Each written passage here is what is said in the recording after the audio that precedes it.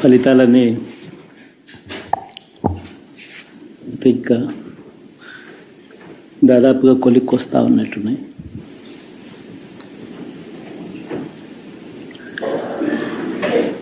చూసిన ఫలితాలు జరిగిన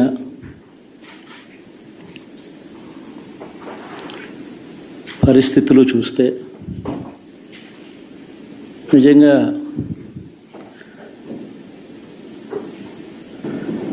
ఆశ్చర్యంగా కూడా ఉన్నాయి.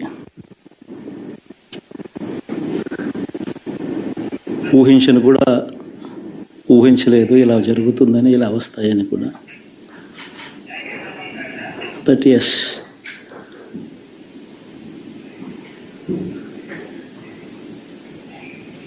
అమ్మఒడి అందుకున్న 53 లక్షల మంది తల్లులకు మంచి చేసినాం, పిల్లలు బాగుండాలి, వాళ్ళ చదువులు బాగుండాలని తాపత్రయపడుతూ అడుగులు వేసాం.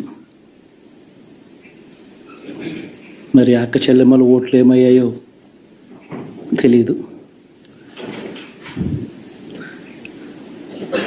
66 లక్షల మంది అవ్వాతాతలకు, వితంతులకు, వికలాంగులకు గతంలో ఎప్పుడు జరగని విధంగా మంచి చేసాం. వారి కష్టాల్లో తోడుగా ఉంటూ, వారి కష్టాన్ని అర్థం చేసుకుంటూ, వారి ఇంటికే పంపించే వ్యవస్థను సైతం తీసుకొస్తూ, గతంలో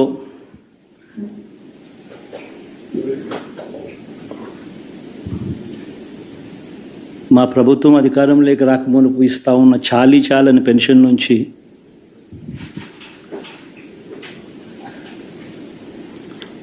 ఎంతో మంచి చేస్తూ అడుగులు వేసినా కూడా ఆ అవ్వాతాతలు చూపిన ఆప్యాయత ఏమైందో కూడా తెలియడం లేదు. దాదాపుగా 1,05,00,000 మందికి పొదుపు సంఘాల అక్క చెల్లెమ్మలకు మంచి జరిగిస్తూ, వారి కష్టాలనే మా కష్టాలుగా భావిస్తూ, ఇచ్చిన ఏ మాట తప్పకుండా అన్ని రకాలుగా వాళ్ళకు అండగా ఉంటూ, ఆసరాతో తోడుగా ఉన్నాం, 0 వడ్డీతో సైతం అండగా ఉన్నాం, చేయూత సైతం తోడుగా ఉంటూ నిలిచాం. మరి ఆ 1,05,00,000 మంది అక్క చెల్లెమ్మల ప్రేమాభిమానాలు ఏమయ్యాయో తెలియవు. 26 లక్షల మంది చేయూతను అందుకుంటున్న అక్క చెల్లెమ్మలు, వారి ఆప్యాయత ఏమైందో తెలీదు.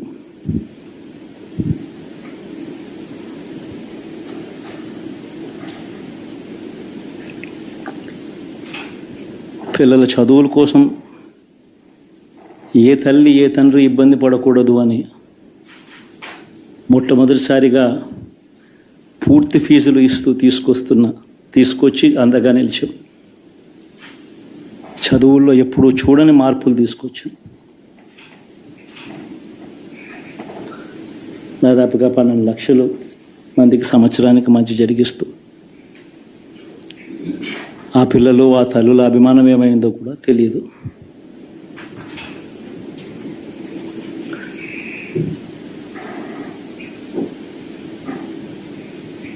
దాదాపుగా 54 లక్షల మంది రైతన్నలకు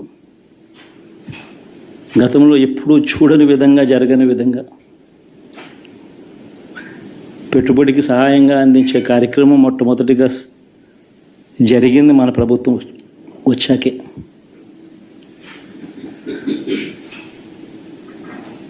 మరి అంతగా రైతన్నలకు తోడుగా ఉంటూ,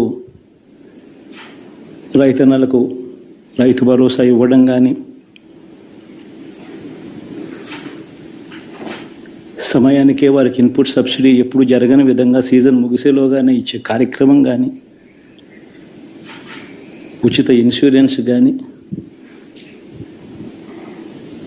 పగటిపూట 9 గంటలు ఇచ్చే కార్యక్రమం కానీ, ఉచిత విద్యుత్ ఇచ్చే కార్యక్రమం కానీ, మరి 1/2 కోటి మంది రైతన్నల ప్రేమ ఏమైందో తెలియదు.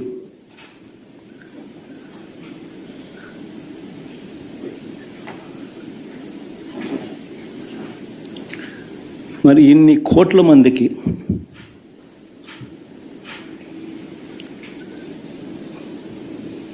పేదవాడికి తోడుగా ఉంటూ ఆటో డ్రైవర్లు నడుపుకుంటా ఉన్న వాళ్ళు ఆటోలు తోలుకుంటూ టాక్సీలు తోలుకుంటూ ఇబ్బంది పడకూడదని వారికి అండగా ఉంటూ వాహనమిత్ర, నేతన్నలకు అండగా ఉంటూ నేతన్న నేస్తం, మత్స్యకారులకు తోడుగా ఉంటూ మత్స్యకార భరోసా, ఫుట్పాత్ మీద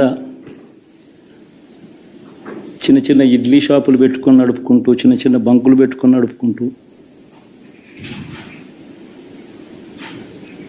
చిన్న చిన్న వ్యాపారాలు చేసుకుంటా ఉన్న వీళ్లకు, నా అక్క చెల్లెమ్మలకు, నా అన్నదమ్మలకు మంచి జరగాలని ఆరాటపడుతూ వాళ్ళకు ఒక తోడు, నా రజకులకు, నా నాయి బ్రాహ్మణులకు, నా టైలర్లకు అని అండగా ఉంటూ వారికి ఒక చేదోడు. మరి ఇన్ని లక్షల మందికి ఇంత మంచి చేసి, ఇన్ని కోట్ల మందికి, లక్షలు కూడా కాదు, కోట్ల మందికి మంచి జరిగించి,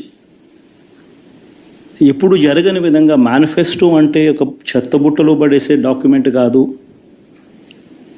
ఒక మేనిఫెస్టో అంటే ఒక బైబిల్ అని, ఒక ఖురాన్ అని, ఒక భగవద్గీత అని మొట్టమొదటి రోజు నుంచి కూడా భావిస్తూ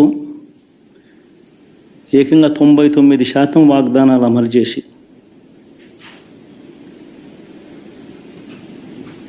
అంతే చిత్తశుద్ధితో ఆ మేనిఫెస్టోను కూడా అక్క చెల్లెమ్మల ఇంట్లోకి తీసుకొని వెళ్ళి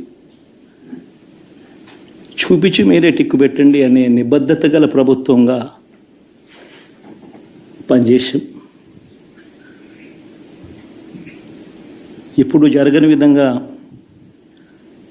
పిల్లల చదువులు, పేదరికం పోవాలి అని అంటే పిల్లల చదువులకు క్వాలిటీ ఎడ్యుకేషన్ అవసరం అని మొట్టమొదటిసారిగా ఇంగ్లీష్ మీడియంను వ్యతిరేకిస్తున్న వాళ్ళందరూ పెత్తందారులతో యుద్ధం చేసి సైతం పిల్లలకి ఇంగ్లీష్ మీడియం తీసుకొని రావడమే కాకుండా టోఫుల్, ఐబీ లాంటి కళలు కూడా కలం. ఆ పేద పిల్లలకు అండగా నిలబడాలని, తోడుగా ఉండాలని, వారి చరిత్రలు మార్చాలని,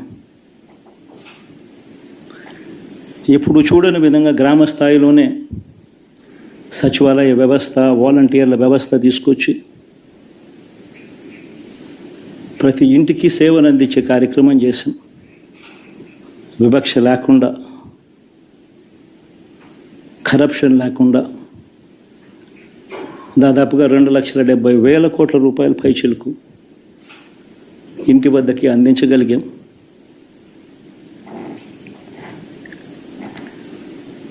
ఇప్పుడు చూడని మార్పులు తీసుకురావడమే కాకుండా ఒక చదువుల రంగం అయితేనేమి, ఒక విద్యారంగం, ఒక వ్యవసాయ రంగం అయితేనేమి, ఒక వైద్య రంగం అయితేనేమి, ఏ పేదవాడు ఎప్పుడూ ఇబ్బంది పడకూడదు అని ఎప్పుడు ఊహించని విధంగా మార్పులు తీసుకొస్తూ పేదవాడికి అండగా నిలబడగలిగాం. విమెన్ ఎంపవర్మెంట్ అంటే ఇది, మహిళా సాధికారత ఇది అంటే ఇది అని ప్రపంచానికి చాటి చెప్పగలిగాం. సోషల్ జస్టిస్ అంటే, సామాజిక న్యాయం అంటే ఇది అని ప్రపంచానికి చూపించగలిగాం. మరి ఇన్ని గొప్ప మార్పులు చేసిన తర్వాత, ఇన్ని కోట్ల మందికి మంచి జరిగిన తర్వాత మరి అభిమానం ఏమైందో, ఆప్యాయత ఏమైందో తెలీదు.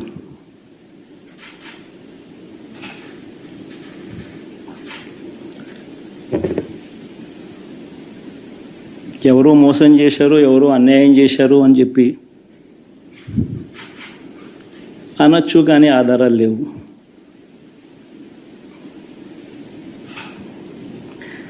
ఏం జరిగిందో దేవుడికి తెలుసు.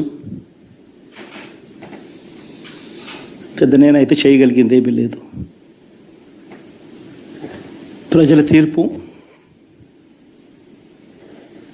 తీసుకుంటాం, కానీ మంచి చేయడానికి మాత్రం ప్రజలకు తోడుగా ఖచ్చితంగా ఉంటాం. వాయిస్ ఆఫ్ ది వాయిస్లెస్ కింద ఈ పార్టీ తాను చేయాల్సిన పని తప్పకుండా చేస్తుంది. పేదవాడికి అండగా ఉండే కార్యక్రమంలో ఎప్పుడూ కూడా పేదవాడికి తోడుగా ఉంటూ గలం విప్పుతుంది, పేదవాడికి అండగా నిలుస్తుంది. పెద్ద పెద్ద వాళ్ళ కూటమి ఇది, ఢిల్లీలో సైతం శాసించే పరిస్థితుల్లో ఉన్న కూటమి ఇది. ఆ కూటమిలో ఉన్న బీజేపీకి, ఆ కూటమిలో ఉన్న చంద్రబాబు గారికి, ఆ కూటమిలో ఉన్న పవన్ కళ్యాణ్ గారికి, అందరికీ కూడా వాళ్ళ గొప్ప విజయానికి అభినందనలు.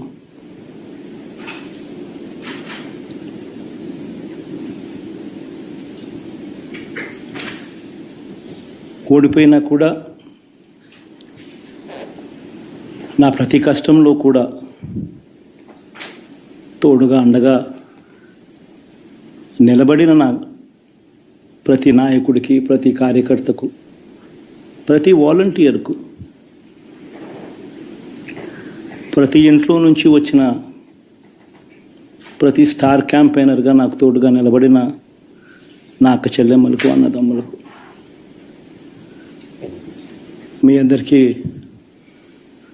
మనస్ఫూర్తిగా మీ అందరికీ కూడా కృతజ్ఞతలు తెలియజేస్తా ఉన్నాను.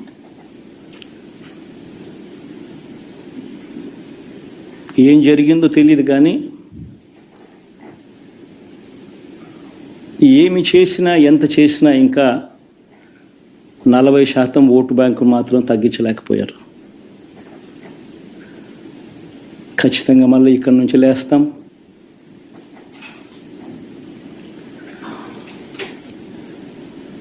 మళ్ళీ ఇక్కడి నుంచి గుండె ధైర్యంతో నిలబడి మళ్ళీ లేస్తాం. ప్రతిపక్షంలో ఉండడం కొత్త కాదు, పోరాటాలు చేయడం అంతకన్నా కొత్త కాదు. నా రాజకీయ జీవితం అంతా కూడా ప్రతిపక్షంలోనే గడిపా, ఈ 5 సంవత్సరాలు తప్ప. పోరాటాలే చేశా. రాజకీయ జీవితంలో ఎవడు చూడని కష్టాలు కూడా అనుభవించా.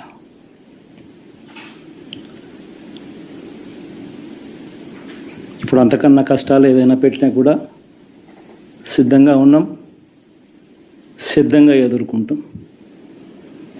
ఆల్ ది వెరీ బెస్ట్ గవర్నమెంట్లోకి వచ్చిన వాళ్ళకు. Thank you.